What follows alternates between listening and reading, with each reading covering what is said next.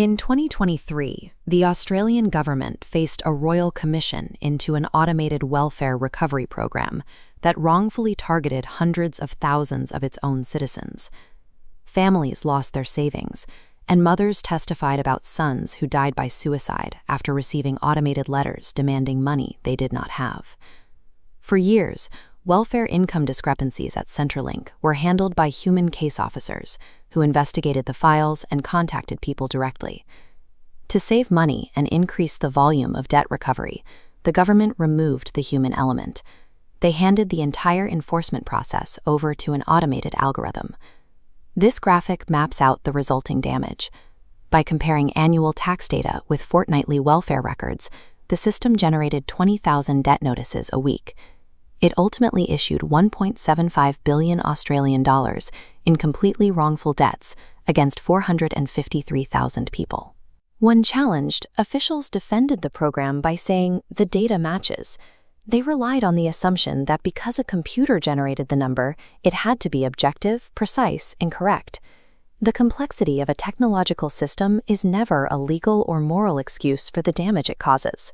When an algorithm denies a benefit, raises a false debt, or targets a vulnerable community, the human operators who commissioned and deployed that code bear the full responsibility.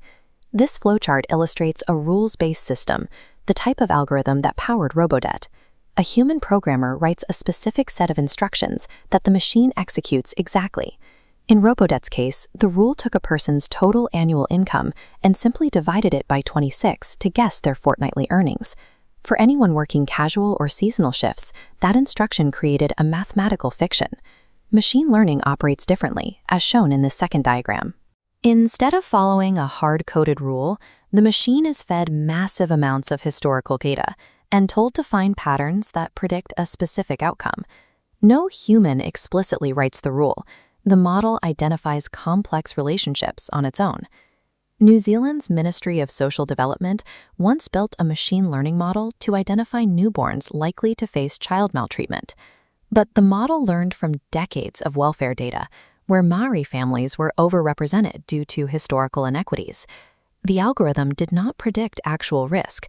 It simply learned to replicate the socioeconomic bias embedded in the past. Generative AI, like ChatGPT, introduces another layer of complexity. As this flowchart details, these systems do not search a database to retrieve hard facts.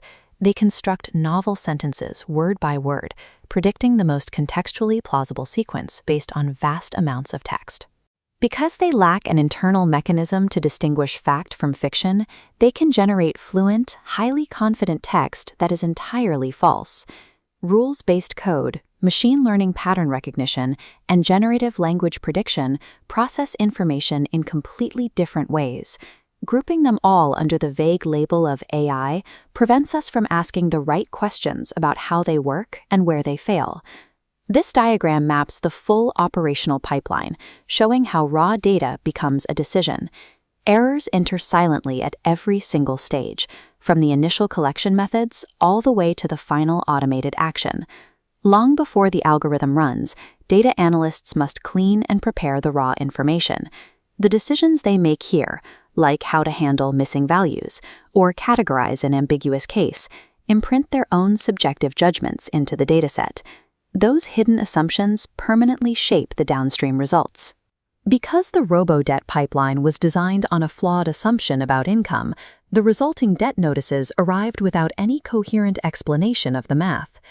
Unable to explain their own system's logic, the government illegally reversed the burden of proof, demanding that citizens spend months digging up old payslips to disprove a machine's fabrication. If an agency uses a digital tool to deny a benefit or flag a citizen for an audit, they must be able to explain the steps of that decision in plain language. Opacity is a direct violation of fundamental transparency laws. This chart introduces the decision continuum, spanning from complex policy advice requiring full human judgment to self-executing, fully automated processes.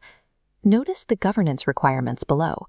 As human intervention decreases, the obligations for accountability, bias testing, and legal certainty must scale up proportionally. The architects of Robodebt ignored this sliding scale. To hit budget targets, they took a high-stakes compliance process and pushed it directly to fully automated. They stripped out the human case managers who could have recognized the math didn't match reality. Deploying a self-running algorithm to make decisions about vulnerable people is reckless, unless it is backed by absolute legal certainty and continuous, rigorous testing for bias. This grid outlines the essential governance questions for any automated tool. The first three target the foundation: representative training data, aligned objective functions, and genuine human oversight. The final three secure accountability: plain English explainability, named responsibility for errors, and explicit use case authorization. The Australian government had legal advice confirming flaws in their income averaging logic before hitting peak deployment. Robodebt resulted in catastrophic harm because its creators failed to answer, or intentionally suppressed, every single one of these 6 basic checks. As algorithms and data-driven systems become fixtures on our desktops, we have to recognize their limits. An algorithm cannot be sued, it cannot be fired, and it carries no moral weight. The ultimate safeguard against bad tech is unflinching human accountability.